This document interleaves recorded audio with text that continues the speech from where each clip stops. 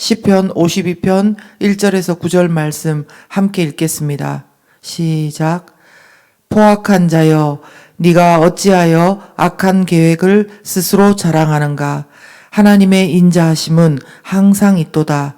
내 혀가 심한 악을 꾀하여 날카로운 삭도같이 간사를 행하는도다. 내가 선보다 악을 사랑하며 의를 말함보다 거짓을 사랑하는도다. 셀라. 간사한 혀여, 너는 남을 해치는 모든 말을 좋아하는도다. 그런즉 하나님이 영원히 너를 멸하시며 너를 붙잡아 내 장막에서 뽑아내며 살아있는 땅에서 내 뿌리를 빼시리로다. 셀라. 의인이 보고 두려워하며 또 그를 비웃어 말하기를 이 사람은 하나님을 자기 힘으로 삼지 아니하고 오직 자기 재물의 풍부함을 의지하며 자기의 악으로 스스로 든든하게 하던 자라 하리로다. 그러나 나는 하나님의 집에 있는 푸른 감람나무 같으며 하나님의 인자하심을 영원히 의지하리로다. 주께서 이를 행하셨으므로 내가 영원히 주께 감사하고 주의 이름이 선하심으로 주의 성도 앞에서 내가 주의 이름을 사모하리이다. 아멘. 하이나 큐티 말씀 나누겠습니다. 오늘은 다윗의 시로 1절 위에 보시면 표제가 붙어 있는 시입니다. 시의 배경을 알 수 있는 시편이라는 겁니다. 이 시의 배경은 사무엘상 22장이 그 배경인데요. 다윗이 사울을 피해서 노브이라는 땅으로 피신했을 때 그를 도와주었던 제사장이 있었습니다. 그런데 에돔인 도액이라는 자가 사울 왕에게 이 사실을 밀고하게 됩니다. 다윗을 도와준 제사장이 있었다고. 그래서 다윗을 도와주었던 제사장 아히멜렉과 그 일족들 85명이 사울 왕에게 몰살당하게 된 것이 바로 이 시의 비극적인 그 배경의 내용입니다. 저는 오늘 도액이라는 이 사람을 생각하면서 간사하고 악한 말을 하는 인간의 모습에 대해서 많이 생각을 해봤습니다. 간사하고 악한 말을 하는 인간. 2절 말씀은 하나님께서 도액 같은 자를 어떻게 생각하시는지 분명히 말씀해 줍니다. 2절에 이렇게 말씀하십니다. 내 혀가 심한 악을 꾀하여 날카로운 삭도같이 간사를 행하는도다 라고 하십니다. 내 그 간사한 혀로 마치 날카로운 칼과 같은 말로 사람을 속여서 그 많은 사람을 네가 죽도록 했구나 라는 것입니다. 이런 상황은 꼭 성경에만 있는 것은 아닙니다. 우리의 일상 가운데서도 말이 무섭다는 것을 참 많이 경험합니다. 이처럼 말은 그것이 어떤 말인지에 따라서 사람을 살리는 말이 되기도 하고 또 오늘 시편의 배경처럼 많은 사람을 죽게 만드는 말이 되기도 하는 것입니다. 더 나아가서 다른 사람들은 일단 놔두고서라도 하나님의 자녀인 우리들은 살리는 말, 복음 전함을 통해서 사람들에게 예수님을 전해야 할 사람들입니다. 하나님의 사랑을 전하고 거룩함을 전해야 하는 사람들이란 것입니다. 그런데 문제는 우리도 도액과 정도의 차이가 있기는 하지만 우리도 때로는 살리는 말이 아니라 남을 해하는 말을 하고 또 주님을 찬양하는 말도 하기도 하지만 다시 또 악한 말을 하는 주체가 되기도 합니다. 그래서 야고보서 3장 말씀처럼 한 입에서 찬송과 저주가 나오는 그런 모양이 되어서 하나님의 영광을 가리릴 때도 있다는 것입니다. 그렇다면 우리가 도액과 같은 간사하고 악한 말을 해서 사람을 죽이는 자가 되지 않고 어떻게 하면 조금이라도 덕을 세우는 말, 사람을 살리는 말을 할 수 있는 걸까요?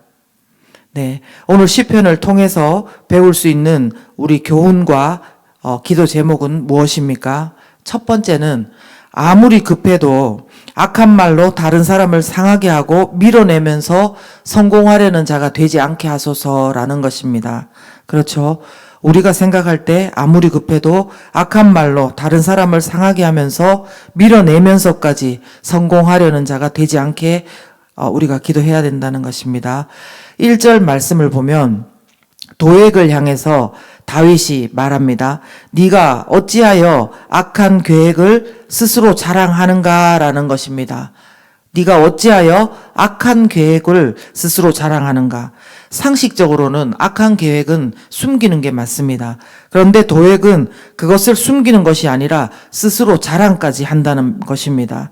여러분 한번 상상을 해보십시오. 우리 주변에 누군가 자신의 이런 악한 계획으로 수많은 사람이 다치거나 죽거나 그렇게 했는데 그 대가로 자기가 성공했다고 그 자랑하는 모습 말입니다. 이 모습이 진짜 너무너무 끔찍한데 여러분 이런 일들이 현실에서 있을까요? 없을까요? 네, 그렇습니다. 사람이 실제로 죽고 그런 일까지는 아니라 하더라도 악한 일을 해놓고도 자신이 성공하기만 하면 그것이 잘못된 일인 줄도 모르고 자랑하는 사람들이 분명히 있다는 것입니다.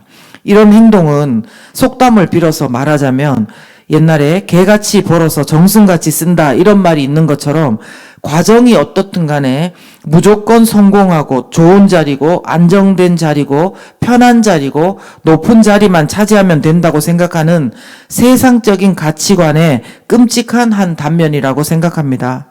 7절 말씀에 이런 자를 이 사람은 하나님을 자기 힘으로 삼지 아니하고 오직 자기 재물의 풍부함을 의지하며 자기의 악으로 스스로 든든하게 하던 자 이렇게 평가합니다. 여러분 여기에서 한번 보십시오.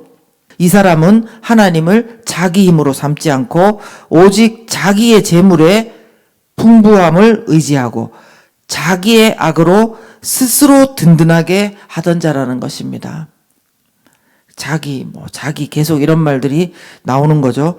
세상은 이런 자들을 뭐라고 말하냐면 독립적이라고 말하고 자수성가했다고 칭찬할지도 모릅니다. 스스로 든든하게 하니까요. 근데 중요한 것은 자기의 악으로 든든하게 한다는 거고 하나님을 자기 힘으로 삼지 않고 재물을 의지한다는 겁니다. 그런데 하나님께서는 이런 자들을 뭐라고 하시냐? 심판하신다고 합니다. 5절 보시면 자기 힘을 믿고 자기가 악을 도모해서 그것으로 성공했다고 자랑하는 이런 도액 같은 자들을 향해서 하나님께서 영원히 너를 멸하실 것이고 내 장막에서 그리고 그 살고 있는 땅에서 뿌리채 뽑아낼 것이라고 경고하시는 것입니다.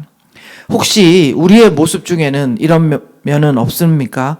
자녀를 가르침에 있어서 사업을 함에 있어서 일 처리를 함에 있어서 말로는 우리가 그렇게 말하지 않지만 실제로 행동할 때는 과정이 어떻든 간에 그 때문에 누가 다치든 간에 내가 움켜쥔 것을 안 놓치는 것이 지혜인 듯이 그리고 하나님께서 복 주셨다고 하면서 그것을 스스로 만들고 든든하게 하려고 하는 것은 아닌지 우리가 돌아보았으면 좋겠습니다. 만약에 오늘 저와 여러분이 이 시간 말씀을 통해서 내 안에 그런 죄성을 보게 된다고 하면 그리고 하나님 앞에 엎드리게 된다면 그것이 바로 말씀을 가까이 하는 자에게 주시는 하나님의 귀한 복임을 우리가 알아야 할 것입니다. 그리고 도액을 통해서 우리가 배우게 되는 교훈 그리고 기도 제목 무엇입니까? 두 번째는 말하는 입술 대신에 먼저 마음을 지키게 해달라는 기도를 해야 된다는 것입니다. 말하는 입술 대신에 먼저 마음을 지키게 해달라고 기도해야 된다는 것입니다. 성경을 잘 안 읽어보고 생각했을 때는 도액이 한 번 정도 실수한 것이 아닌가라고 생각할 수도 있습니다. 저는 그런 생각을 했습니다. 그런데 오늘 3절과 4절에 보면 도액이 원래 어떤 사람인지 평상시 그 마음에 담고 사는 것이 무엇인지가 드러납니다. 보시면 네가 선보다 악을 사랑하며 의를 말함보다 거짓을 사랑하는도다. 간사한 혀여 너는 남을 해치는 모든 말을 좋아하는도다. 이렇게 말씀하는 것입니다. 무슨 말이냐면 도액은 그 말, 고자질한 그 말이 문제가 아니라 일단 그 근본 마음이 선보다 악을 사랑하고 거짓을 사랑하고 남을 해치는 모든 말을 좋아하는 자라서 그렇게 행동을 했다는 것입니다. 이것은 도에게만 적용되는 것이 아니라 우리에게도 적용되는 보통 뜨끔한 말이 아닌 것입니다. 우리는 보통 말 실수를 하고 나서 마음은 안 그런데 표현을 못해서 그렇다라고 하기도 하는데 성경은 꼭 그렇게 말씀하는 것은 아닙니다. 마태복음 12장 34절에도 보면 예수님께서 너희가 악하니 어떻게 선한 말을 할 수 있느냐? 이는 마음에 가득한 것을 입으로 말하는 것이다 라고 했습니다. 마음에 가득한 것이 나오는 것이 바로 우리가 하는 말이라는 것입니다. 그러므로 우리가 건드림을 받고 고침받아야 할 것은 혀이기 이전에 마음입니다. 내가 왜 말 실수가 많냐라고 자책하는 분들이 혹시 계십니까? 그렇다면 요즘 내 마음의 가치관이 말씀과 얼마나 멀어져 있는지, 내 마음이 얼마나 굳어져서 하나님의 사랑과 멀어져 있는지, 그리고 또 내 마음에 요즘 얼마나 하나님께 집중하지 못하고 있는지 내 마음을 다시 돌아보고 지킬 수 있도록 간절하게 하나님 앞에 기도해야 될 것입니다. 그러나 내 마음만 내가 이렇게 기도하면서 지킨다고 악한 자에게서 우리를 지킬 수는 없습니다. 그렇죠?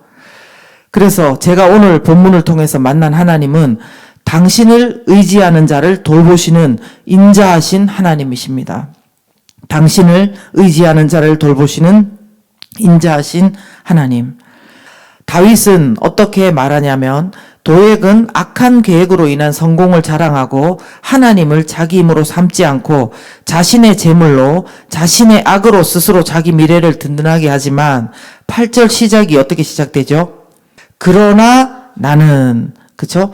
그게 무슨 말입니까? 그러나 나는 자신은 도액과는 다르게 행동할 것이라고 선포하는 것입니다. 다윗은 어떻게 행할 것입니까? 하나님의 집에 있는 푸른 감람나무 같이 하나님의 인자하심을 영원히 의지할 것이라는 것입니다. 도액과 같은 악인, 사울 왕과도 같은 악인들이 다윗의 목숨을 얼마나 많이 위험하게 하고 협박을 했습니까? 그러나 다윗은 그런 위협과 그 시도들에 눌리고 두려워 떨고만 있지 않았습니다. 이 다윗은 그들의 위협과 악에도 불구하고 하나님께 의지하는 자신에게는 도액처럼 그 뿌리를 뽑는 것이 아니라 반대로 깊이 뿌리를 내리는 풍성한 열매 맺는 푸른 감람나무처럼 그렇게 보호하실 것이라고 하나님 앞에 감사와 찬양을 드리는 것입니다. 사랑하는 여러분, 우리도 오늘 다윗과 같이 이런 고백을 하는 모두가 되었으면 좋겠습니다. 인자하심은 악한 자나 선한 자나 같이 임합니다. 악한 것을 그대로 바라보는 그것은 인자함이 아니고 방관입니다. 근데 하나님께서는 오늘 우리를 만약에 꾸짖고 계시다면 그것도 인자한 모습의 한 단면이고 또한 악한 자에게서 우리를 구원하시고 보호하시는 것도 인자하심의 한 단면이라고 믿습니다. 우리가 악한 자들을 스스로 멸할 수 있는 그런 배짱과 힘은 없습니다. 근데 우리가 할 것이 있습니다. 뭐냐면 우리는 우리의 아버지 대신 인자하신 하나님 앞에 우리를 의탁하면서 의지할 수 있습니다.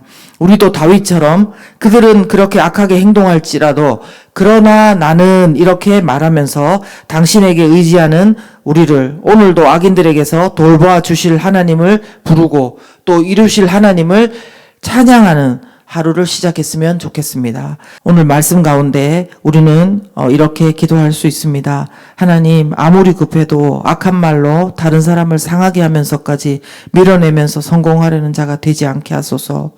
또 그리고 우리가 우리의 마음을 먼저 지킬 수 있도록 해달라고 기도할 수 있습니다. 잠언 4장 23절에는 모든 지킬 만한 것보다 더욱 네 마음을 지키라. 생명의 근원이 이에서 남이니라고 말씀했습니다. 이 말씀이 우리 가운데 임할 수 있도록 해달라고 이 시간 함께 기도합니다.